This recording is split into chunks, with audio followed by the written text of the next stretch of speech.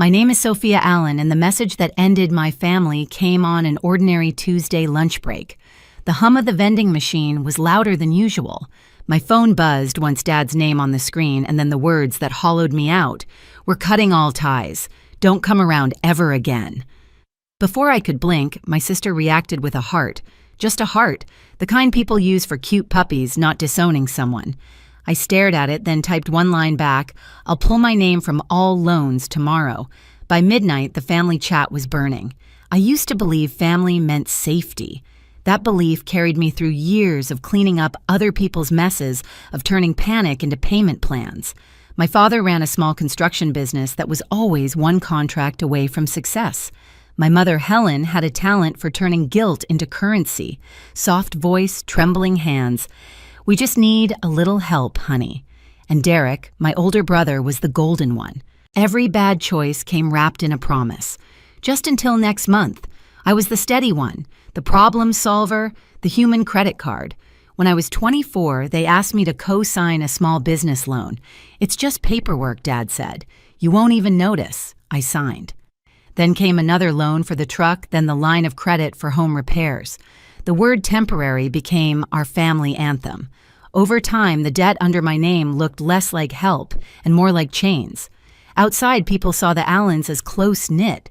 Sunday dinners, matching sweaters, a picture-perfect family framed on the mantel. Inside, I felt like an unpaid employee keeping the lights on. The family group chat was my second inbox bills reminders, emotional blackmail, disguised as gratitude. "You're a lifesaver, Sophia." Then when I hesitated, "After all we've done for you." That night, after the text, I scrolled back through months of messages, hearts crying emojis, thank you gifts. I stopped at one from Derek sent years ago. "You always fix everything." I laughed out loud, but it sounded more like a choke. I looked around my apartment blazer still draped on the chair, half-eaten sandwich on the desk, and realized how quiet peace actually was. I thought about Liam, my boyfriend, and how he once told me, "You don't owe love to people who treat it like a loan." Back then, I brushed it off as cynicism. Now it sounded like prophecy. I closed. The chat exhaled and whispered, "This time I'm done paying." 2 days before that text, I'd already felt the ground shift. I was at work when a notification popped up from my credit monitoring app, another inquiry under my name. Business loan. Amount $80,000. My stomach turned cold. I hadn't applied for anything in over a year. That night, I drove straight to my parents' house. The porch light was on, the same one Dad always left for Derek, never for me. Mom opened the door with that soft, rehearsed smile. "You should have called, sweetheart." Inside, Dad sat in his recliner, the TV glowing off his glasses. Derek sprawled on the couch, phone in hand, barely glancing up. I held up my phone. $80,000 taken under my name. "You want to explain that?" Mom blinked, feigning confusion. "Oh, honey, your father just needed an extension for the business that's been failing for 5 years, I interrupted. "You used my credit again." Dad's jaw tightened. "Watch your tone. This family needed you. You're good with money. You can handle it." "You mean I can handle your mess," I said. Derek finally looked up, smirking. "You're being dramatic. It's not like we're strangers. We share blood, don't we?" I stared at him. "No, Derek, you share debt." The room went silent except for the TV hum. Mom pressed a hand to her chest. "You're twisting this. We've sacrificed everything for you." I laughed, sharp and tired. "No, Mom. You've spent everything. I just paid the bills." Dad stood, voice rising. "Don't come here blaming us for your selfish choices. You think moving in with that boyfriend makes you better than us?" Something inside me broke clean final. I felt the years of guilt of being the dependable one snap like a stretched wire. "You know what I said quietly. I'm done." Derek scoffed. "Done with what, carrying you?" I said. "All of you." Mom's eyes filled with tears on cue. "How can you say that to your family?" "Because it's the truth," I replied. I turned for the door, and behind me, Dad muttered, "Ungrateful." That word hit the same way it always had, like a stamp sealing a contract I never signed. The next day during my lunch break, his message arrived. "We're cutting all ties. Don't come around ever again." 5 minutes later, Derek reacted with a heart. I stared at the screen, the buzzing lights overhead, the taste of burnt coffee on my tongue. No anger, just clarity. I typed my reply slow and steady. I'll pull my name from all loans tomorrow. Then I locked my phone, sat back, and listened to the vending machine hum. By midnight, the family chat was chaos caps, lock accusations, guilt trips, voice messages. But I didn't answer. I closed my laptop, drew in a long breath, and thought, they think they've punished me. They just set me free. By morning, my phone looked like a crime scene. Dozens of missed calls, texts in all caps, voicemails from every family member. The group chat was still exploding. Mom, you're tearing this family apart. Dad, you'll regret this. Derek, hope your boyfriend knows he's next on your list. I didn't open a single one. Instead, I brewed coffee, sat at my kitchen table, and opened my laptop. The glow of the screen felt like a shield. I typed an email to my bank. I'd like to begin the process of removing myself as co-signer on all active family accounts. Then another to the insurance company, another to the credit bureau. My fingers moved steady, mechanical. Every click was a reclaiming, every form a quiet act of defiance. The printer started humming behind me. Page after page slid out loan contracts, statements, credit histories. I highlighted my signature lines in yellow, organized everything into folders. The air smelled like hot paper and ink, like something being purified. At work, Nora peeked over the cubicle wall. Rough day, I smiled thinly. Just fixing some paperwork. She tilted her head. You look calmer than I've ever seen you. Yeah, I said. I think I finally stopped drowning. That evening, Liam found me cross-legged on the floor, surrounded by folders. He crouched beside me, reading the titles, Loan Release Cosigner Removal Account Closure. They'll hate you for this, he said softly. They already do, I replied. He touched my hand. You don't have to do it alone. I know I said, but I need to be the one to end it. The next day, I met with a loan officer at the downtown bank. His office was quiet, the air conditioning whispering. I slid the folder across his desk. I'd like to remove myself from every loan under the Allen family business and personal accounts, I said. He skimmed the papers, brows lifting. That's quite a list. I know. It may take a few days. The process isn't simple. I've done harder things, I told him. He studied me for a long moment. You sure about this? Families can ruin you too, I said. The sound of his stamp echoed in the small room like a gavel. For a second, I closed my eyes and just listened. It didn't sound like loss. It sounded like freedom. That night, I drove home through steady rain.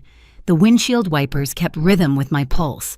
My phone buzzed in the passenger seat, Mom again, then Dad, then Derek. I turned the phone face down and let it ring. When I pulled into my parking lot, the city lights reflected off the wet pavement like broken glass.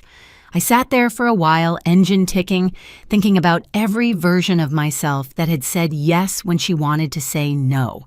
Inside the apartment smelled like coffee and wet asphalt. I dropped the folders on the counter, poured a glass of water, and felt the smallest flicker of peace. The texts were still coming in, but they no longer sounded like authority. They sounded like panic. And for the first time, I realized chaos was just the sound of them losing control. 3 days later, they stopped pretending to be victims and started showing up. It was Saturday morning. Rain had just broken, leaving the air damp and silver. I'd been on the balcony with a cup of coffee when the buzzer sounded 2 short rings. Liam was still half asleep. I checked the camera feed and froze. My brother Derek stood outside the gate wearing a wrinkled suit jacket like armor. Behind him, our parents hovered. Mom held a folder. Dad's jaw was locked so tight the vein on his temple pulsed. I opened the door only halfway. You shouldn't be here. Derek smiled like a salesman. We just want to talk soft. Don't be dramatic. Dramatic, I repeated. You forged my name on an $80,000 loan. Dad's tone snapped. Watch your mouth. You're still our daughter. Funny I said you didn't sound so sure when you texted me to never come back. Mom stepped forward, voice trembling just enough to sound practiced. Honey, your father was angry. We all were. Families fight. But this, she held up the folder, this isn't how we fix things. Liam appeared beside me, quiet, solid. You need to leave, he said evenly. Dad ignored him, eyes locked on me. You think cutting ties makes you strong? You're destroying us, Sophia. The business is collapsing. We can't refinance without you.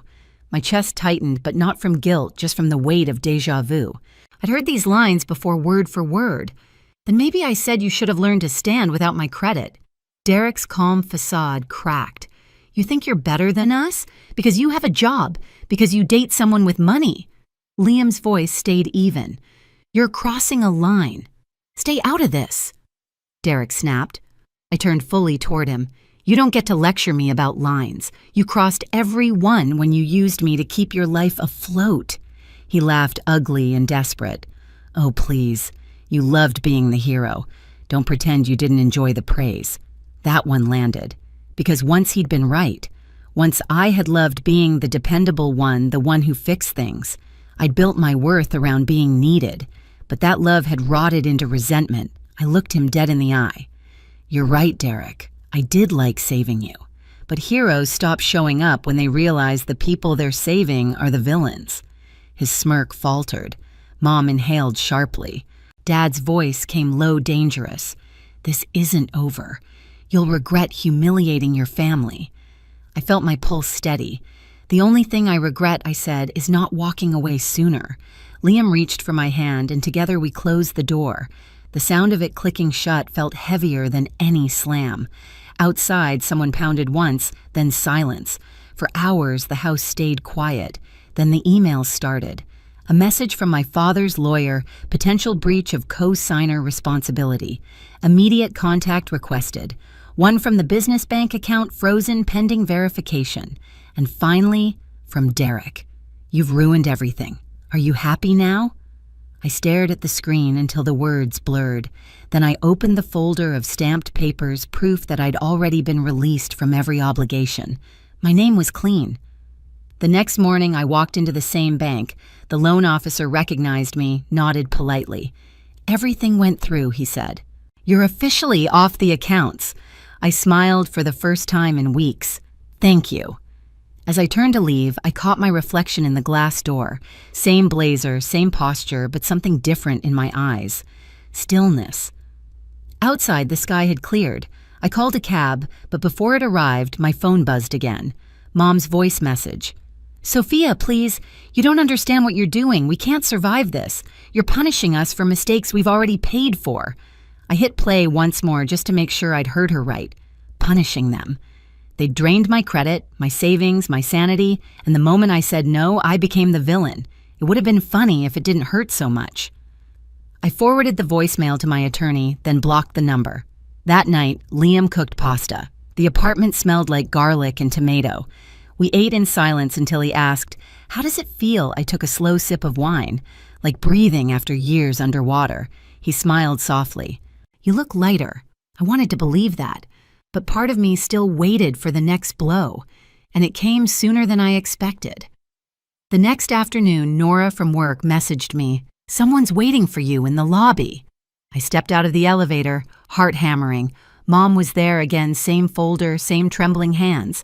"Honey," she said, standing too quickly, "please, sit with me." "I'm at work," I replied. "It'll take a minute." She opened the folder copies of the same documents I'd signed. "We spoke to a lawyer. He said you might still be liable. There are loopholes, but if you cooperate, we can fix it." I stared at her. "You went through my personal files," she hesitated. "We kept copies when you lived at home, just in case." The world tilted. "That's not just invasive," I said. "It's illegal." Her face hardened. "Don't be dramatic, Sophia. You're making this harder than it needs to be." I laughed sharp. "You mean harder than you need it to be?" I stood up. "We're done here." She reached for my arm. "You can't keep doing this. I already did." I walked away. My hands shook as the elevator doors closed, but my voice in my head stayed steady. They can't touch me anymore. That night I changed every password bank email credit. Every door they'd ever had a key to locked. The following week, silence fell. No calls, no messages, even the group chat died. For a while it felt too quiet, like the pause before a storm. Then the storm arrived. An email from a law firm with a name designed to intimidate Miller and Hastings Legal Group. Subject notice of potential financial obligation. I opened it. Vague language, no details, just enough to scare. I smiled. My attorney had already confirmed everything was finalized. They had nothing left. I replied with one line, "There will be no further contact. Send." That night, Liam and I toasted with cheap wine. To the end of chaos, he said. To the beginning of peace, I answered. For the first time, I believed it. But peace doesn't always announce itself quietly. Sometimes it comes disguised as fallout. A week later, a cousin messaged me on social media, "Hey, your mom's worried about you, says you're struggling." Then a woman from our old church texted, "Saw your dad at the store. He said you're unstable. Everyone's praying for you." I laughed, really laughed. The same people who'd branded me ungrateful were now painting me as broken. I blocked them all. That night, lying beside Liam, I realized something. They couldn't hurt me financially anymore, so they were trying to rewrite the story. But even that failed, because the people who mattered knew the truth. I turned toward him and whispered, "They lost their hold." He brushed his thumb over my cheek. "Then stop looking back." I did. The next morning, sunlight filled the room. My phone buzzed with one final message from an unknown number. "We saw you on the company site. Congratulations on your promotion. We're glad you're doing well." No name. But I knew. I deleted it without opening the photo attached. And that's when I felt it fully, the absence of fear. Not anger, not revenge, just peace. Winter turned to early spring before I noticed the quiet had stopped feeling strange. The mornings came soft and slow the way they're supposed to. I'd wake before my alarm brew coffee and listen to the city waking up, no buzzing phone, no knot in my stomach. My paycheck stretched the whole month for once. It felt foreign, almost guilty, to have money that belonged only to me. Weeks later, I heard through a mutual contact, Aunt Lorraine, the family's self-appointed messenger, that the Allens' house was listed for sale, pre-foreclosure. She texted a link like she was passing gossip, not ruin. I clicked it anyway. Photos of empty rooms, peeling wallpaper, and a for sale sign tilted in their front yard filled the screen. I waited for the guilt to hit. It didn't. What I felt instead was something gentler, quieter, a sort of mourning for the person I used to be, the daughter who thought love meant rescuing people who refused to swim. That evening, Liam found me on the couch, laptop still open to the listing. "They're losing the house," I said. He sat beside me, took the laptop from my hands, closed it. "It's not your job to save what they built on your back." I looked at him. "It's just... that house was everything to them, and nothing to you," he said softly. Later that night, as I brushed my teeth, an old memory surfaced, Dad writing, "You keep us together" on a birthday card when I was 16. Back then, it felt like praise. Now it felt like a warning. Glue doesn't last forever. It cracks when it's stretched too thin. A few days later, an email arrived from my mother. Subject line, "Please read." The tone was almost tender. She wrote that Dad's health was failing, that they just needed a little help to get back on their feet. She ended it with, "You're all we have left." For a moment, I almost replied. The old reflex kicked in, the urge to fix, to heal. But I stopped myself. Instead, I opened a new tab and donated the amount she'd asked for to a nonprofit that helped women escape financial abuse. Then I deleted her email. When I told Liam, he smiled. "You didn't destroy them," he said. "You just stopped saving them." I nodded, breathing in the quiet. And that's the only revenge that lasts. The next weekend, we walked through a park lined with blooming trees. The air smelled like rain and lilac. I watched sunlight spill through the branches, and for the first time in years, I wasn't waiting for the next crisis. I wasn't the glue anymore. I was the break. Spring settled in quietly the way peace does when it stops asking permission. The windows in our new apartment stayed open most days. The smell of coffee and rain mixed with the hum of traffic below.